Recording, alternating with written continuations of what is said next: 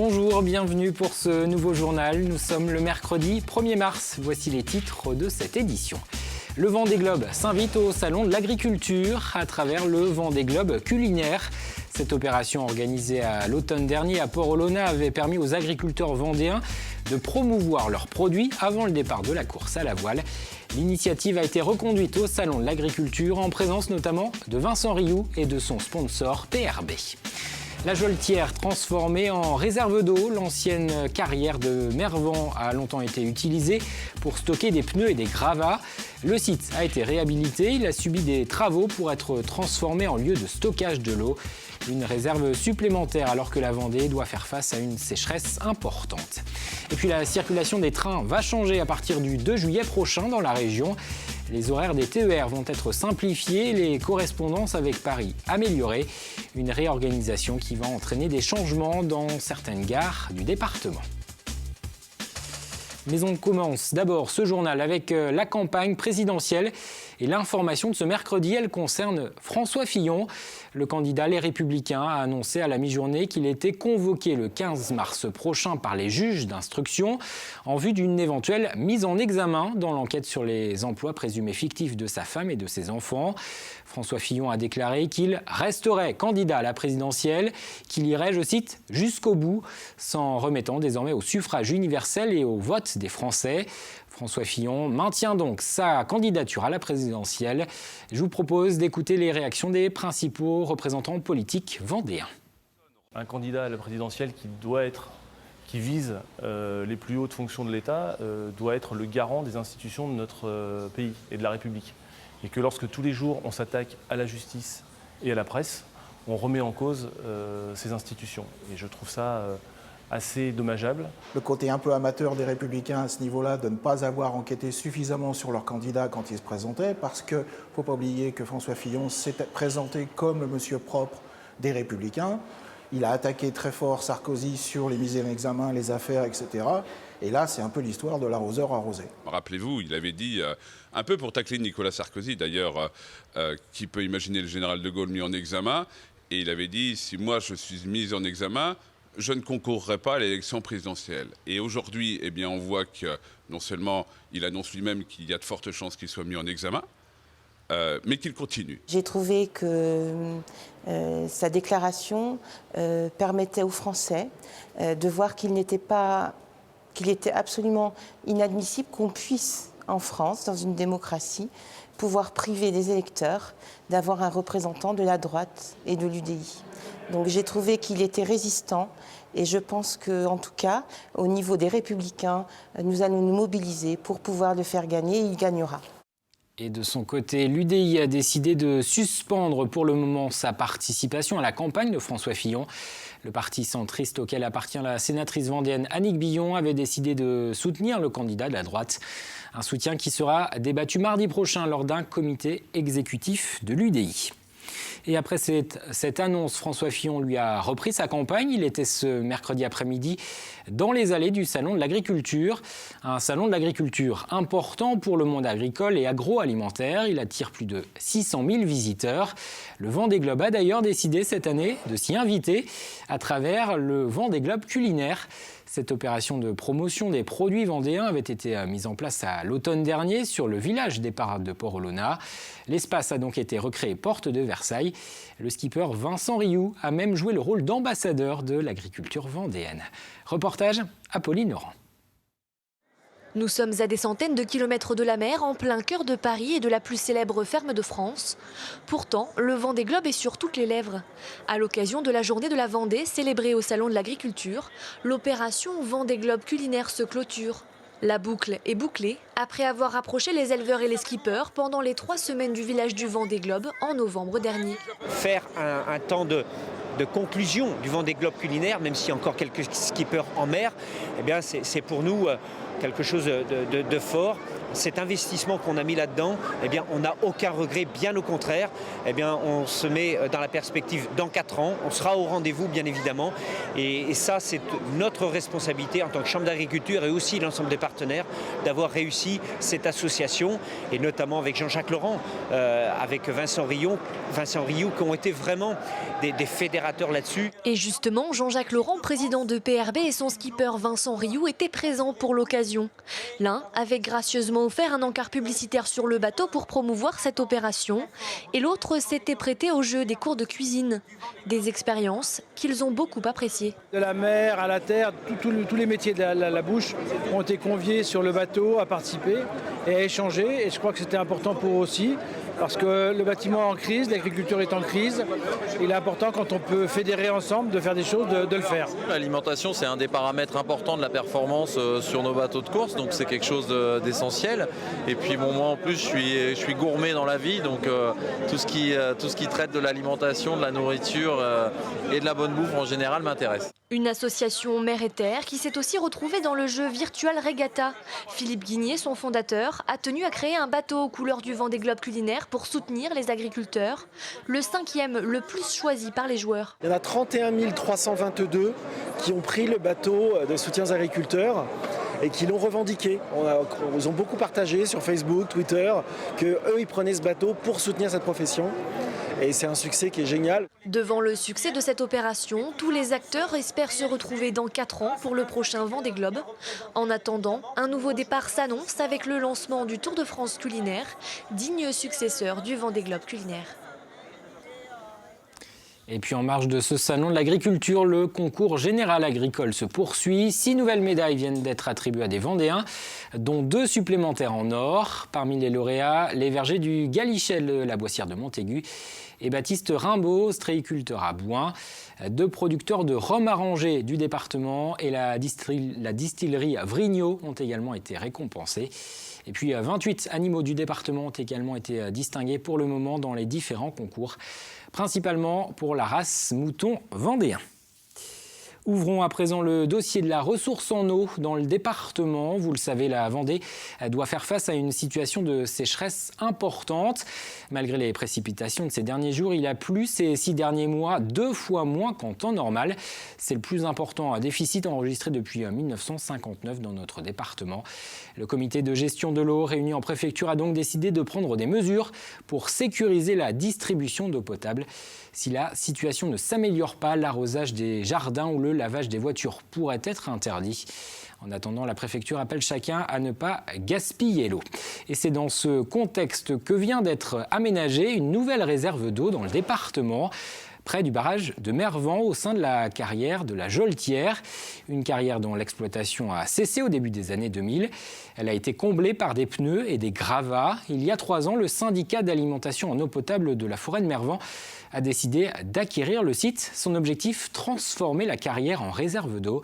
Des travaux ont été effectués. Le remplissage de la réserve est en cours. Reportage Cyril Guillet.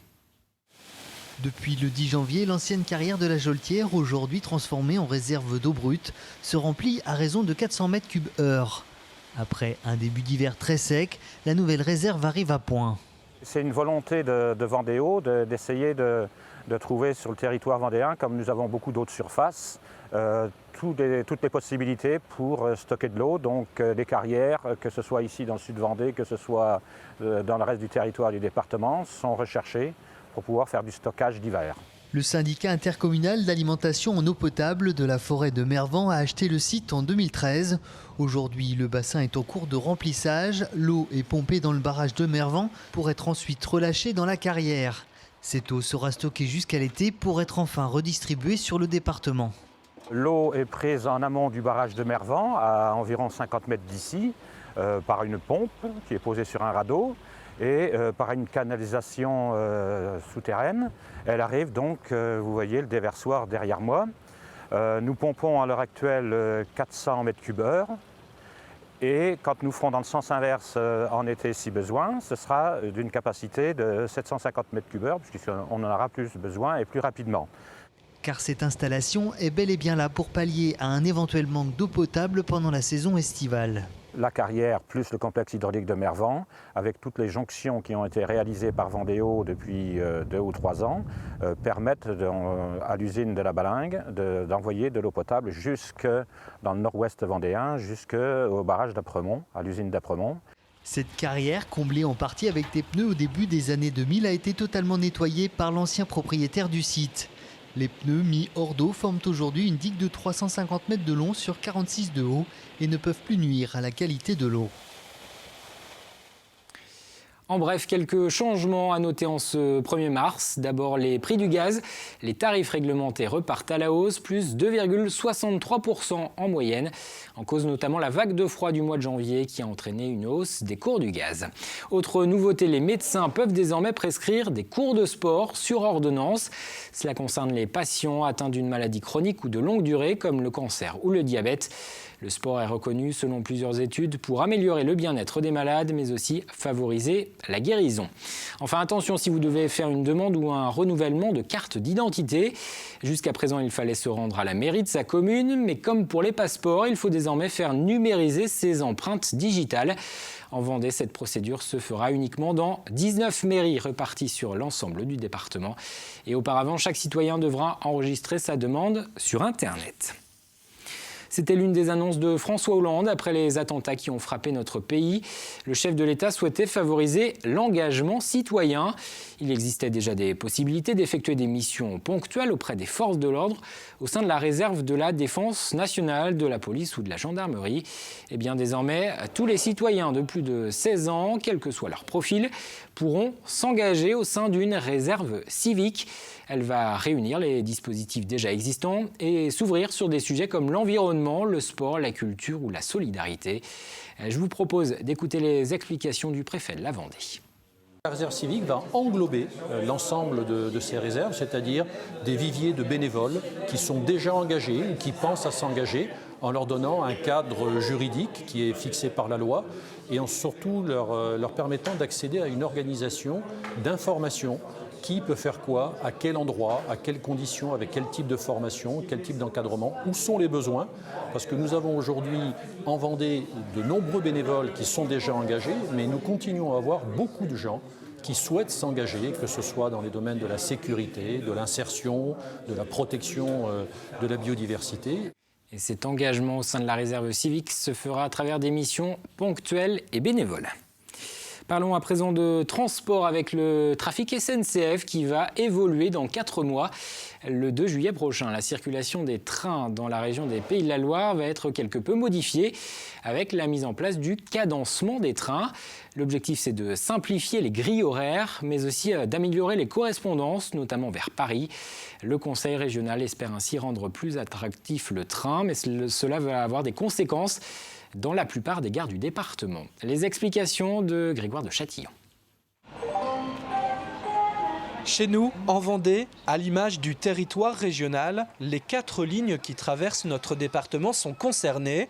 Sur cette carte, vous pouvez voir sur point vert les arrêts en augmentation sur les lignes Nantes-Saint-Gilles-Croix-de-Vie et La Roche-sur-Yon-Bressuire, alors qu'en rouge, sur la ligne la plus fréquentée, les Sables-d'Olonne-La Roche-sur-Yon-Nantes, le nombre d'arrêts est en légère baisse, mais cette ligne aura comme atout de regagner la capitale plus facilement. Aujourd'hui, beaucoup de gens qui voulaient aller à Paris le matin allaient prendre leur correspondance à Angers. Ils allaient en voiture jusqu'à Angers pour arriver en début de matinée vers 9h à Paris, désormais, sans aller à Angers, en partant de La Roche-sur-Yon pour être à 9h à Paris, ce qui est essentiel puisque beaucoup de commerciaux ou d'entreprises ont besoin de faire une journée à Paris. Et donc aujourd'hui, l'aller-retour est possible dans de bonnes conditions et je dirais sans complications. Gagner du temps avec de nouvelles correspondances grâce à une évolution des horaires plus lisibles, c'est l'objectif que s'est donné la région. Ça nécessitera de s'adapter. C'est la raison pour laquelle la région va mettre en ligne un simulateur d'horaire qui va permettre aux usagers dès le mois de mars, dès la moitié du mois de mars, de pouvoir anticiper les évolutions d'horaires, pouvoir les consulter, sachant que ces horaires entreront en vigueur à partir du mois de juillet prochain. L'ambition est ainsi d'améliorer à partir du 2 juillet prochain la qualité de service du chemin de fer, qui a vu aussi sa fréquentation baisser il y a quelques années avec la concurrence du covoiturage. La région mise sur une augmentation de 10% de la fréquentation du TER pour les prochaines années. Un mot du Vendée Globe côté course, dernières heures en mer pour le navigateur néerlandais Pieter Herrema. Le skipper de No Way Back est sur le point de terminer son tour du monde. Selon les dernières prévisions, il pourrait franchir la ligne d'arrivée ce jeudi entre 20h et 22h. S'il arrive après, il devra attendre avant de remonter le chenal. Et puis l'autre skipper encore en course, Sébastien De Stromo, lui avance doucement. Il est à la latitude des Canaries. Après 115 jours en mer, il commence à manquer de nourriture. Il est toujours attendu au Sable d'Olonne dans une dizaine de jours.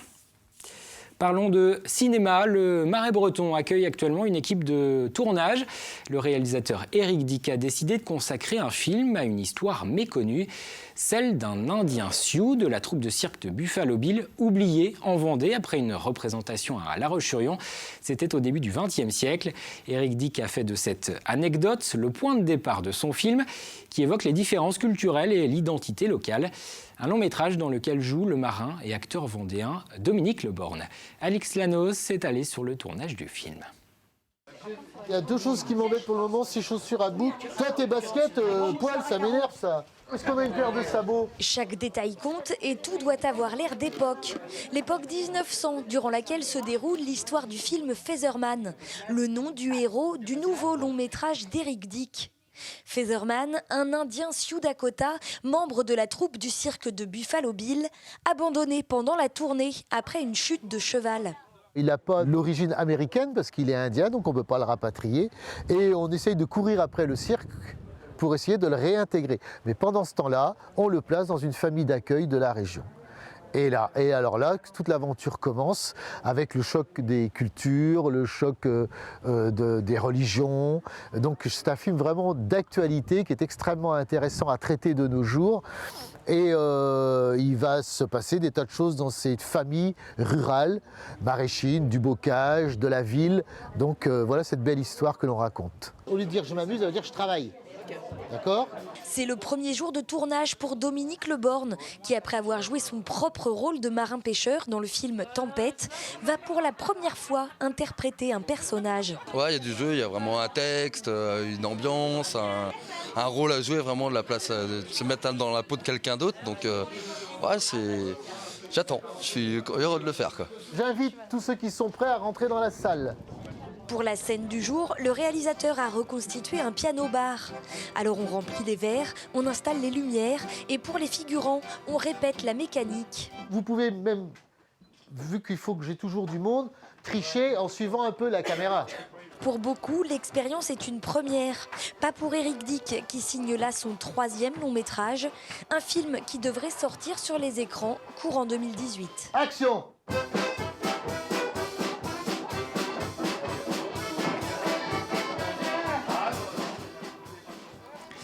Avant de se quitter, regardons les prévisions météo. Retour du soleil ce jeudi sur le département, mais les nuages gris reviendront dans le courant de l'après-midi. Les températures en baisse le matin, 2 à 4 degrés seulement dans les terres, une douzaine de degrés au meilleur de la journée. Le bulletin complet, c'est dans un instant avec Fanny Poirier. C'est la fin de cette édition. Merci de l'avoir suivi. Les programmes continuent sur TV Vendée. Ce jeudi, dans la grande émission, Adèle Fugère recevra le chef vendéen Nicolas Coutan à la tête du restaurant Les Genêts à Brême-sur-Mer. Il vient de recevoir sa première étoile Michelin. Émission à retrouver à partir de 18h05. Moi, je vous donne rendez-vous demain, même heure, pour un nouveau journal.